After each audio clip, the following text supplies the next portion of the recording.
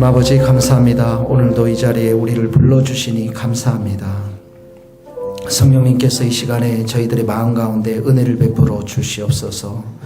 주의 보혈의 피를 저희들의 심령 가운데 뿌려주셔서 우리 마음 가운데 있는 무거운 짐들 다 십자가 앞에 이 시간 내려놓게 하시고 주님이 주시는 평안과 안식을 이 시간에 경험할 수 있도록 축복하여 주옵소서. 주님, 우리의 마음 가운데, 영혼 가운데, 입술과 행위들 가운데, 손과 발 가운데 주님의 보혈의 피를 뿌려 주옵소서. 깨끗게 하시고 정결케 하시고 우리의 심령이 우리 살아계신 하나님만을 바라보게 하시고 예수님만을 바라볼 수 있도록 축복하여 주옵소서. 주님께서 우리를 친히 이 자리에서 평안으로 다스려 주시고 주의 기쁨과 사랑으로 은총으로 충만히 채워 주시옵소서. 예수님의 이름으로 기도합니다. 아멘. 네, 여러분 강의안을 좀 보시면요, 우리가 체인지메이커의 역할을 통해서 같이 이 체인지메이커라고 하는 제목을 가지고 그 타이틀을 가지고 우리 모여서 기도하는 모임인데요. 세 가지 중요한 목표가 있죠, 우리 안에. 첫 번째 뭐죠? 우리 자신이 변화되는 거 마찬가지. 우리 자신이 변화돼서 새로운 다음 세대가 일어나고 다음 세대에 또 새로운 교회가 일어나고 그 다음에 새로운 리더십들이 일어나는 것. 이걸 우리가 지금 꿈꾸면서 함께 모여서 기도를 하고 있는데 제가 이제 5월 달에 책을 좀 보면서 제 자신 개인적으로는 굉장히 이 다음 세대와 우리 자신과 교회의 새로운 리더십의 파운데이션이 있는데 이 전체를 함께 관통하는 중요한 게 가정이라는 사실들을 제가 이렇게 깨닫게 좀 되었어요. 그래서 저 같은 사람 또 우리 이제 우리 신 목사님, 고 선교사님은 워낙 훌륭한 우리 가정을 가지고 계시기 때문에 존경하는 사모님들을 제가 다 알고 있기 때문에 신 목사님 모르네요. 그러나 우리에게 있어서 좀 더 생각해 봐야 될 부분은 이렇게 일을 많이 하고 또 우리가 함께 기도하는 사람들에게 건강한 가정, 또 건강한 자녀, 건강한 부부관계, 또 이런 것들을 성경 속에서 조금 더 살펴보는 것이 우리가 이렇게 기도하고 또 이런 모임을 세워나가는데 큰 도움이 되지 아니할까 그런 생각이 들었습니다. 그래서 오늘 말씀을 여러분들과 함께 쭉 따라가면서 할 텐데요. 세 페이지지만 그렇게 길지는 않습니다. 먼저 창세기 2장 18절 여호와 하나님이 읽어봅시다. 시작. 여호와 하나님이 이르시되 사람이 혼자 사는 것이 좋지 아니하니 내가 그를 위하여 돕는 배필을 지으리라 하시라. 혼자 사는 것이 좋은 것만은 아니니까 돕는 배필, 그를 위해서. 그러니까 아담에게 배우자와 다른 사람과의 교제가 필요하다라는 것이죠. 친밀한 인간관계를 형성하도록 우리를 지으셨다라는 것이죠. 그래서 교회가 있기 전에 이제 이 가정을 세우셨는데 이 가정을 통해서 우리 개인의 가치관, 또 인격, 성품, 이 모든 것들이 형성되도록 이 가정을 만드셨고 또 그 가정 속에서 나는 누구이고 또 나는 어디로부터 왔고 나는 지금 무엇을 하고 있는가를 1차적으로 배울 수 있는 장소가 가정이라는 것입니다. 그래서 가정은 우리 우리들이 이렇게 자라면서 가장 먼저 사랑을 경험할 수 있는 장소고요. 사랑을 받는 장소이기도 하고 사랑을 주는 그런 장소이기도 합니다. 여러분들 사랑을 많이 받고 자라셨죠? 예, 한 분만 예 하셨습니다. 사랑을 많이 우리 못 받았기 때문에 사실은 사랑할 줄 모르는 사람들이 굉장히 많습니다. 우리들에게는. 그래서 이 가정이 정말 건강해야 건강한 교회가 되고 건강한 사회가 되는 곳인데 그래서 이 가정 속에서 사랑을 배우고요. 또 하나는 이 가정 속에서 리더십을 배우는 곳입니다. 놀랍지 않습니까?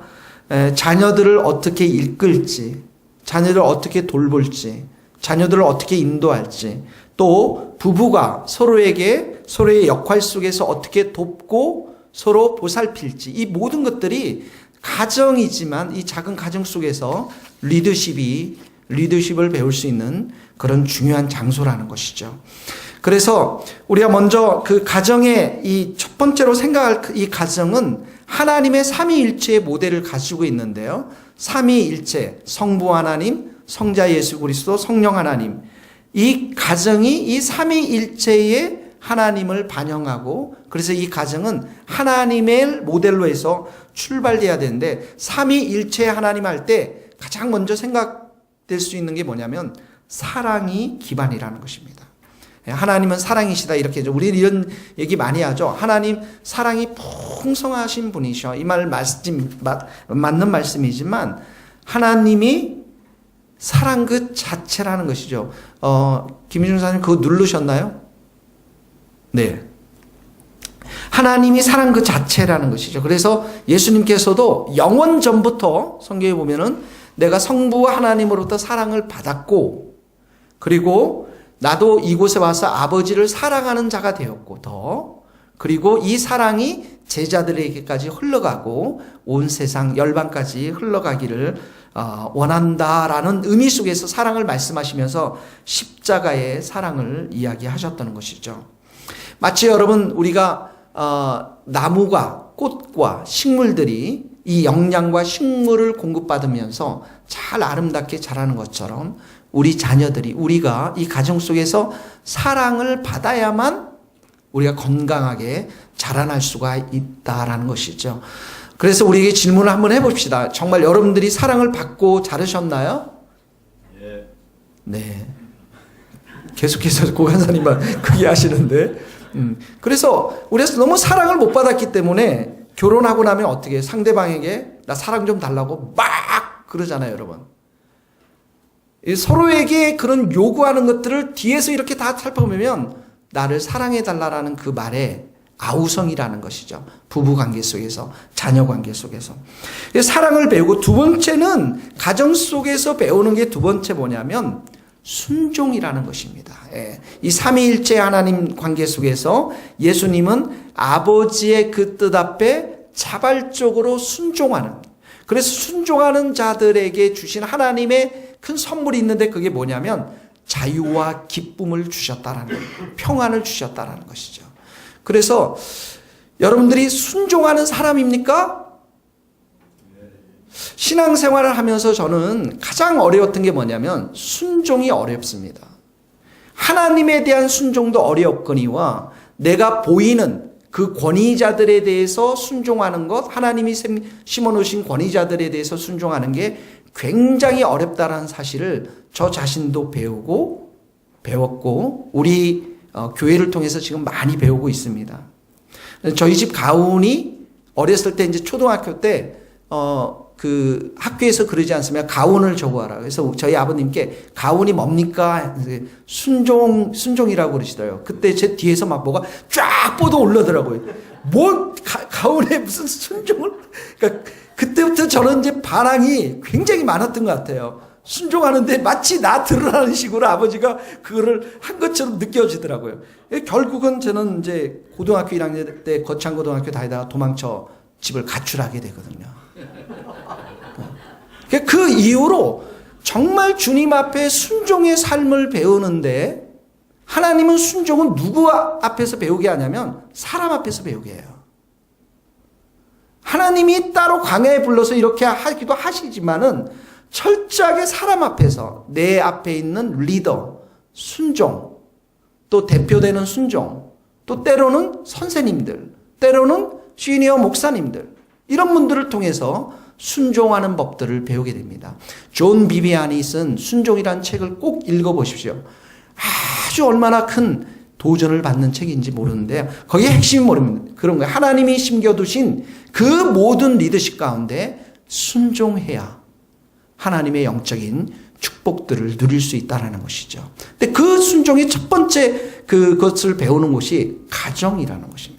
가정에서 그런 것들을, 사랑을 충만히 못 받고 순종함을 못 배웠기 때문에 많은 어려움이 있었던 것들을 보게 됩니다. 세 번째는 이 가정은 보완적인 역할이 있습니다. 성부 하나님의 역할이 있고 성자 예수님의 역할이 있고 성령 하나님의 역할이 있는데 남성과 여성의 역할이 있다라는 것이죠. 남성들은 보편적으로 얘기하면 뭡니까?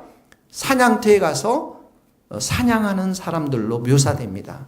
그래서 남성들은 밖에 나가 사냥하면서 병아리 한 마리 딱 잡아가지고 와가지고 가족들 10명을 부양하면 안 돼요. 그러니까 큰 멧돼지나 곰을 정말 사냥을 해서 배불리 먹을 수 있도록 영적으로, 육적으로, 사회적으로, 경제적으로 가정을 서포트할 의무가 있는 것이죠. 여자들은 어떻게 합니까? 자녀들을 잘 돌보고 가정을 잘 돌보는 일들, 특히 남편들을 서포트하는 일들을 해야 되는데 요즘은 이제 이런 역할들을 좀 많이 바뀌게 됐죠. 여성들이 밖에 나가서 일을 하게 되고 그러면서 자녀들을 실제적으로 돌볼 수 있는 여건들이 안 되고. 근데 여러분 기억하십시오. 영국이라는 사회가 있잖아요. 이렇게 기독교 국가였다가 지금 세속화된 나라로 이렇게 됐는데 여러 가지 이제 이유들이 있겠지만 그 중에 하나가 뭐냐면 여성들이 아기를 낳고 더 이상 돌보지 않고 밖에 나가서 직업을 다 구했어요. 그리고 그 애들은 누가 구했냐면 동구권에서 온 분들, 우리나라는 조선족에서 이제 중국에서 온 아줌마들이 동구권에서 온 애들이 이분들이 기르기 시작하면서 신앙에서 떠나갔다. 그래서 그 세대가 부모님의 세대와 아이의 세대가 신앙이 떠나가는 세대가 되어버렸다라고 연구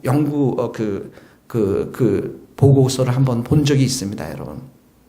어쨌든 아빠가 그렇게 나가서 사냥터에서 일을 하고 엄마가 집에서 역할을 한다고 해서 누가 열등하고 누가 우등하고 그런 개념으로 우리가 접근해서는 안 되고 상호 보완적인 그런 역할들이 있다라는 것입니다. 각자의 주어진 역할들이 있다라는 것이죠.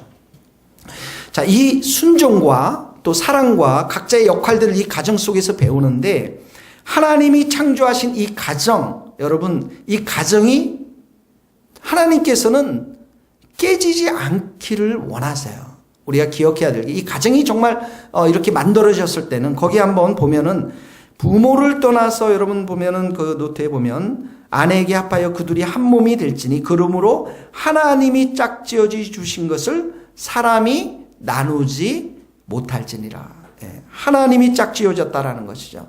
그래서 지난번에도 말씀드렸지만 마치 이 짝을 지었다라는 것이 두 나무판자 종이가 그 악교칠한 것을 이렇게 딱 붙여놨는데 그것을 쫙 다시 뜯어야 되는 게 이혼이라고 그랬죠. 그래서 그만큼 상처와 아픔이 많은 것이 바로 이혼인데요. 마치 여러분 배우자랑 헤어져서 내 자신의 정체성을 다시 찾으려고 하는 것은 마치 이제 여러분 달걀과 밀가루를 통해서 뭘 만듭니까? 케이크를 만들어요.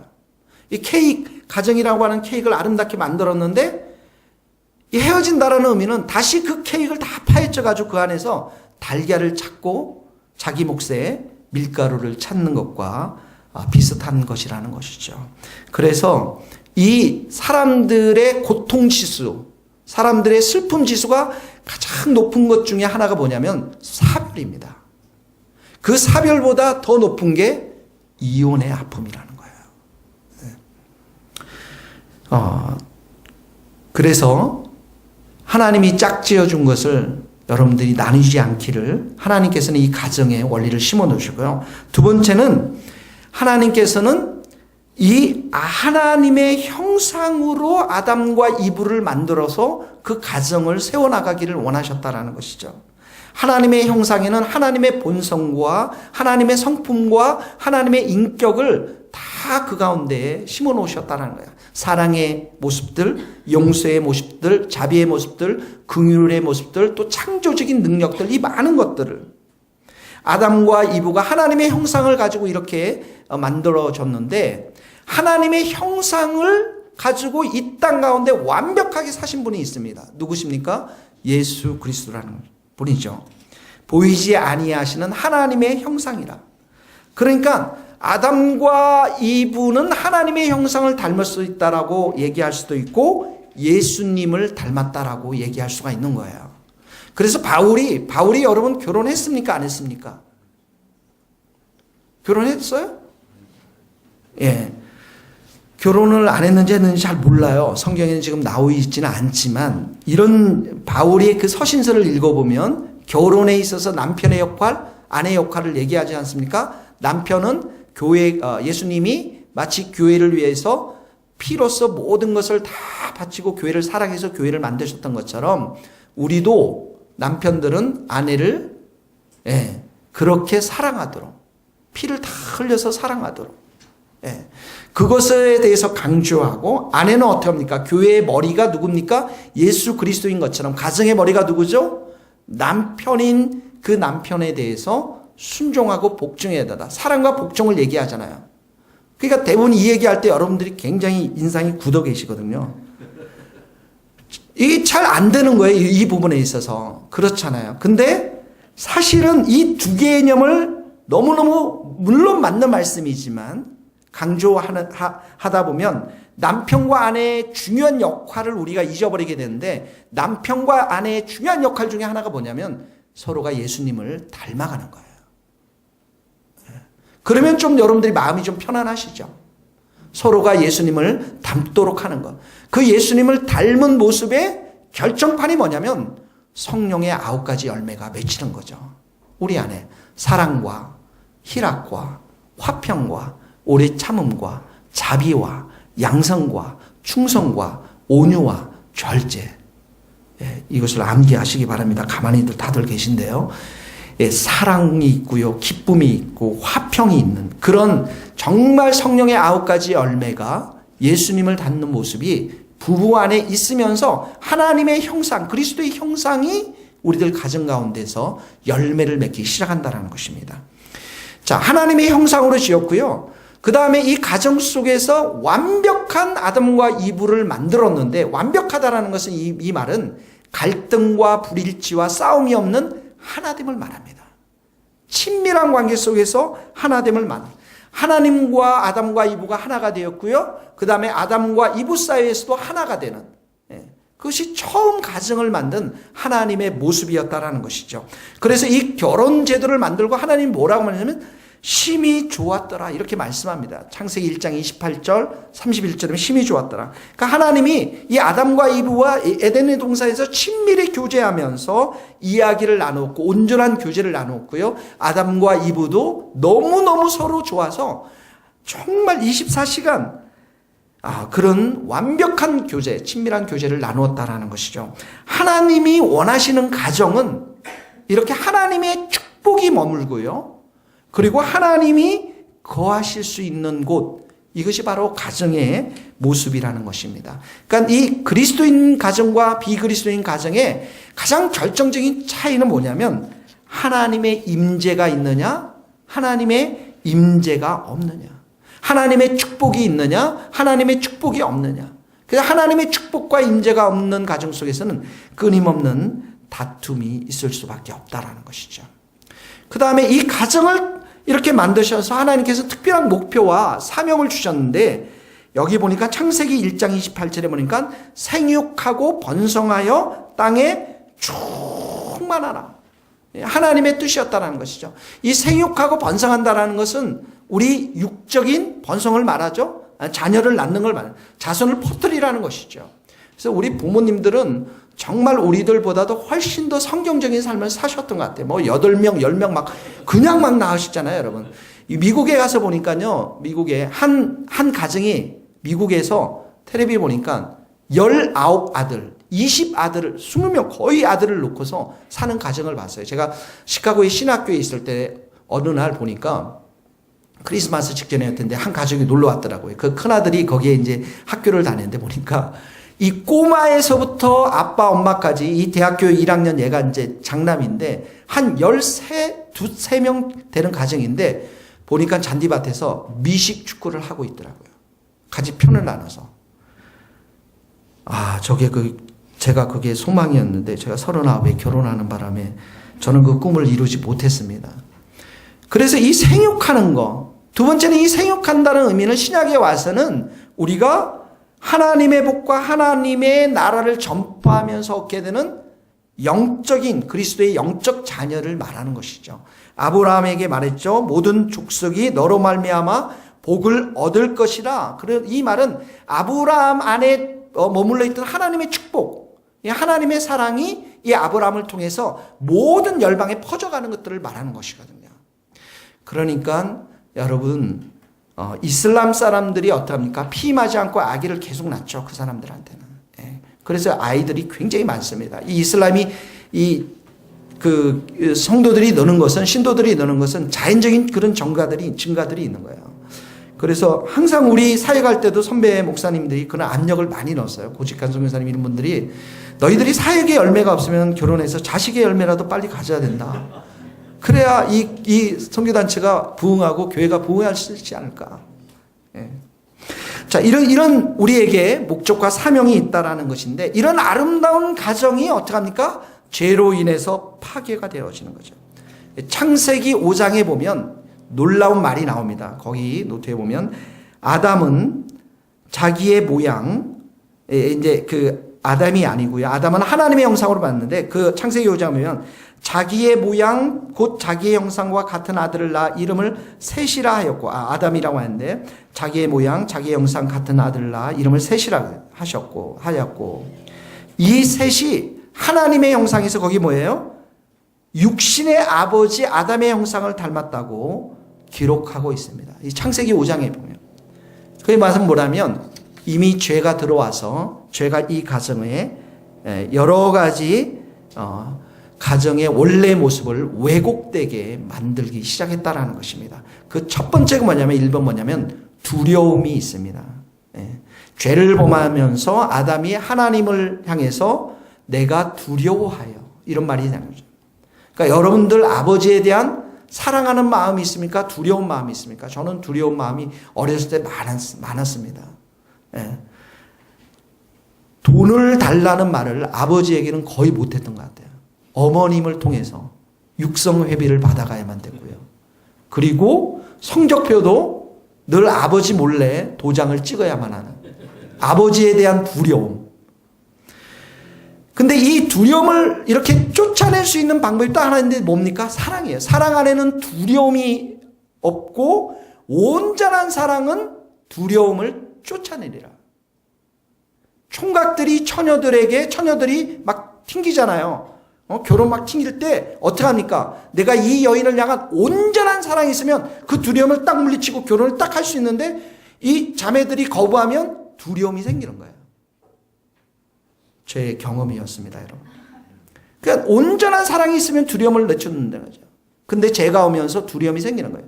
두 번째는 뭡니까? 친밀한 교제가 끊기니까 죄책감과 수치심이 생기는 거예요. 여러분, 친밀한 교제는 어떻게 형성되는 줄 아세요?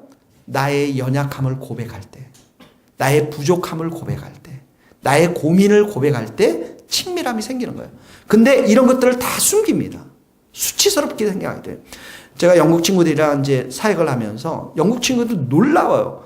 큐티를 하는데요. 큐티 나눔을 하는데 자기 나눔을, 자기 속에 있는 얘기를 하나도 안 해요. 성경 얘기만 해요. 그래서 제가 불렀어요. 야, 지금 중국 유학생 애들이랑 큐티 사역하고 들었는데 너는 왜 네 얘기를 한 번도 안 하고 맨 성경 얘기만 하냐? 그랬더니 이 영국 사람들은 설교집을 읽어봐도 로이드 존스 목사님, 존스턴 목사 설교집을 적용이 없어요. 텍스트만 얘기합니다. 왜냐하면 자기네들 교육이 자기 속에 있는 감정, 자기 속에 있는 이야기들을 하는 것을 수치스럽게 교육받고 왔기 때문에 이런 얘기는 절대 하지 못한다라는 거예요. 이게 죄가 가져다 준 결과라는 것입니다. 그러나 친밀감은 뭐예요?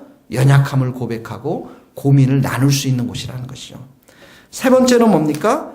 깨진 관계들. 하나님과의 관계가 깨지니까 서로의 관계가 다 깨져나가는 것이죠. 여러분, 나무는 시냇가 옆에 나무가 심겨져 있을 때 그 나무 뿌리로부터 어떻게 합니까? 영양분과 물줄기를 받아서 가지가 뻗어나가고 그리고 잎사귀와 열매들이 맺혀지는 거예요. 우리의 삶의 뿌리가 정말 하나님께 뿌리 내려져야만, 예수 그리스도의 사랑에 뿌리 내려져야만 우리는 비로소 가정에서의 열매를 맺을 수 있다는 것이죠. 근데 이게 다 깨져버렸어요. 하나님과의 관계도 깨지니까 진정한 사랑을 공급받지를 못하는 것이죠. 네 번째는 책임 전감입니다. 아담이 그러죠. 내가 먹지 말라 명한 그 나무 내가 먹었느냐 하나님 물어보니까 하나님이 주셔서 나와 함께 하신 여자가 그렇게 했습니다. 여자에게 책임 전가합니다. 하와는 어떻게 하니까 모든 것을 뱀이 시켜서 했습니다. 뱀 탓으로 돌린다라는 거죠. 가정이 그래서 남편은 아내 탓, 아내는 남편 탓, 자녀는 부모 탓, 서로를 탓하는 그런 가정이 되었다라는 것이죠.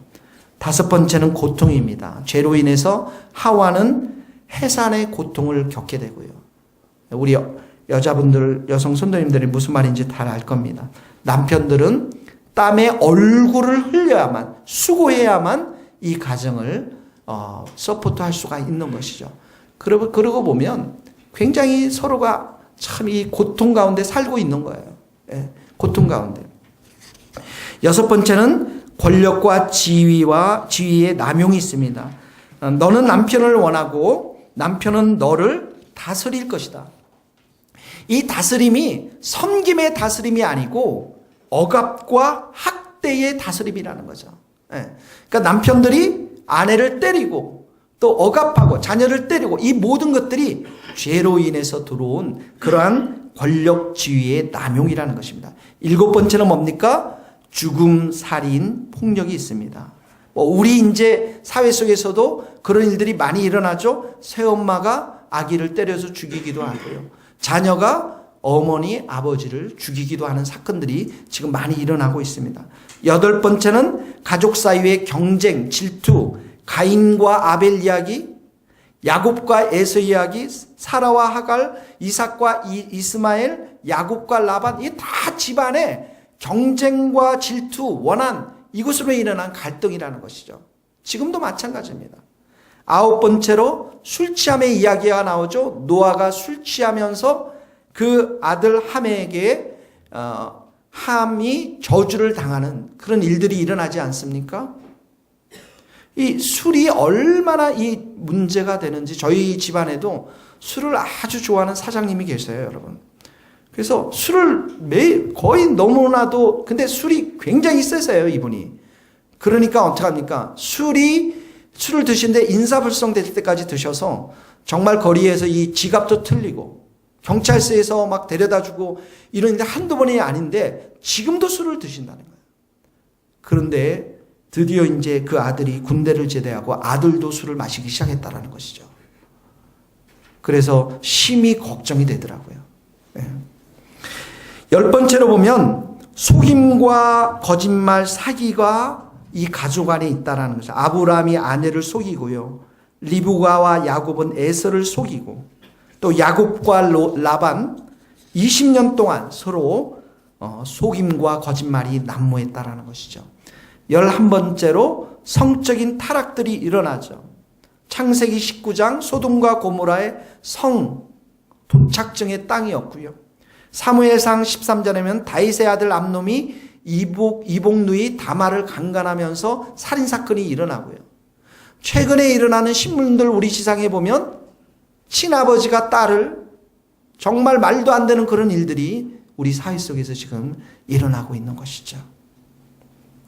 자, 이런 여러 가지 하나님이 주신 이 가정의 축복들이 이 죄로 인해서 지금 많은 고통과 아픔들이 있는 것을 보게 되어집니다.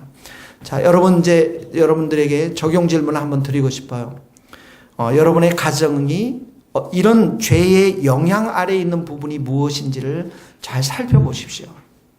그리고 이 시간에 우리가 기도할 때 하나님의 원래 목적의 가정, 사랑과 순종과 그리고 그 각자의 역할들이 아름답게 꽃피우는 그런 원래 가정의 모습들로 우리를 회복시켜 주시고 충만한 사랑을 부어주시고 우리 가족 안에 예수 그리스도를 담는 은혜의 역사를 우리 가운데 부어 주시옵소서. 여러분, 이 시간에 우리가 같이 함께 이 시간 기도하면서 가정을 생각하고 여러분 자신들을 생각하면서 함께 기도하는 시간들을 갖도록 하겠습니다. 같이 기도하시겠습니다. 하나님 아버지, 이 시간에 우리가 함께 이 가정에 대해서 배웠습니다. 아버지 하나님, 우리들 안에 정말 하나님께서 세우신 첫 번째 창조하신 이 가정, 하나님 형상으로 지은 우리들, 하나님의 본성과 인격을 담은 이 가정 가운데 하나님 아버지, 우리는 너무나도 많은 것들이 깨어져 있는 것들을 보게 되어집니다. 주님, 우리 가정을 통해서 하나님의 축복이 머물며 하나님의 임재함이 머물며 예수 그리스도를 담는 은혜의 역사가 우리들 가운데 있게 되기를 간절히 소망합니다. 아버지 하나님, 우리 이 가정 속에서 하나님 아버지 목적을 주셨는데 그 목표대로 정말 우리가 살지 못하고 하나님 아버지의 그 뜻이 온전히 담겨있지 못하는 죄로 인해서 하나님, 우리는 참으로 친밀한 교제를 누리지 못하고 하나님, 우리의 연약함과 부족함을 정말 고백하는 곳이 아니라 하나님 숨기고 하나님 수치심 가운데 살아가며 아버지 하나님 관계가 깨어진 것들을 하나님 주님 앞에 고백합니다. 아버지 하나님, 우리 안에는 두려움이 있고 우리 안에 참으로 고통과 분들이 있는 것들을 보게 되어집니다. 하나님 아버지, 이 가정 안에 있는 거짓과 하나님 아버지, 하나님 온갖 속임과 하나님 경쟁과 질투와 하나님 이 모든 것들로 인해서 하나님의 이 가정을 불쌍히 여겨주시고 우리를 새롭게 하여 주시고 새 은혜를 부어주시기를 간절히 빌고 원합니다. 주의 보혈의 피를 주님 우리 각자의 마음 가운데 뿌려 주옵소서. 우리 주님의 보혈의 피를 우리 머리 위에 뿌려 주시옵소서. 우리 가정 위에 주님의 거룩한 보혈의 피를 뿌려 주옵소서. 우리 자녀들 위에 주님의 거룩한 보혈의 피로 깨끗게 하시고 정결케 하시고 하나님 아버지 모든 죄악으로부터 깨끗게 하시고 모든 정서적인 아픔과 불안함으로부터 깨끗게 하여 주시옵시고 모든 질병과 하나님 아버지 안타까움으로부터 깨끗게 하여 주셔서 주님 우리를 새롭게 하시고 새 은혜를 부으시기를 원합니다. 우리의 깨어진 부부관계를 하나님 아버지 불쌍히 여겨 주옵시고 우리가 참으로 이 가정으로부터 새 은혜를 받고 새 성령을 받고 새 능력을 받고 하나님 이 가정에서부터 탄탄한 우리의 모습이 되기를 소원합니다. 아버지 하나님, 우리 가정 가운데 오시옵소서. 우리 가정 가운데 오셔서 남편들을 만져주시고 우리 자신을 만져주시고 우리를 새롭게 하여 주시기를 원합니다. 주의 성령으로 우리를 충만히 하여 주시고 아버지 하나님, 우리의 모난 점들, 우리의 불순종한 부분들, 하나님 우리의 두려움들, 하나님 우리의 약함들을, 우리의 연약함들을 주님의 보혈의 피로 씻어주시고 우리를 온전한 사람으로 한 사람 한 사람들을 세워주시기를 원합니다. 아버지 하나님, 우리 안에 치유와 회복의 역사를, 하나님 우리 안에 충만한 사랑의 역사를, 하나님 아버지 우리 안에 성령의 충만한 역사를 아버지 우리 가운데 부어주시옵소서. 아버지요, 우리 머리마다 안수하시고 우리 머리마다 우리를 새롭게 하여 주시고 우리 머리마다 우리를 중심으로 새롭게 하여 주셔서 우리가 온전함으로 세워질 수 있도록 아버지 우리 가정의 아픔과 우리 가정의 눈물과 우리 가정의 연약함을 주여 새롭게 하여 주시기를 원합니다. 새 은혜를 부어주시기를 원합니다. 새 성령을 부어주시기를 원합니다. 하나님의 거룩한 은혜로 새롭게 하시고 하나님의 거룩한 사랑으로 새롭게 하시고 하나님의 거룩한 은혜로 우리를 온전히 붙잡아 주옵소서. 하나님 아버지, 우리 자녀들에게도 주님의 사랑이 우리를 통해서 흘러가기를 원합니다. 주님의 순종함이, 주님을 향한 순종함이 흘러가기를 원합니다. 주님, 우리 자녀들을 만져 주옵소서. 우리 남편과 아내들 만져 주옵소서.